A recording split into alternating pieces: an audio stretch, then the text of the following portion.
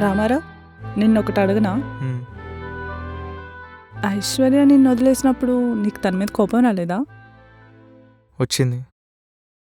కొంచెం బాగానే రియాక్ట్ అయ్యాను కూడా. మా అమ్మ, she was my biggest support. నేను యాక్టర్ అవుతానని నమ్మిన ఫస్ట్ పర్సన్ తను. ఆ తర్వాత నన్ను అంతలా నమ్మింది ఐశ్వర్యనే అనుకున్నా ఆ రోజు వరకు. తర్వాతే తెలిసింది అది అబద్ధమని. అయినా మనల్ని కావాలనుకునే వాళ్ళని ప్రేమించడమే కాదు, మనల్ని వద్దనుకునే వాళ్ళని మర్చిపోవడము నేర్చుకోవాలి.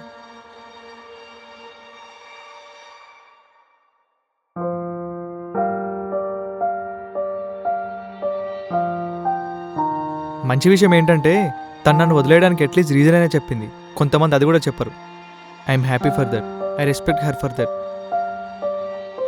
తనని వదిలేసిన అమ్మాయి గురించి కూడా మంచిగానే ఆలోచిస్తున్నాడు.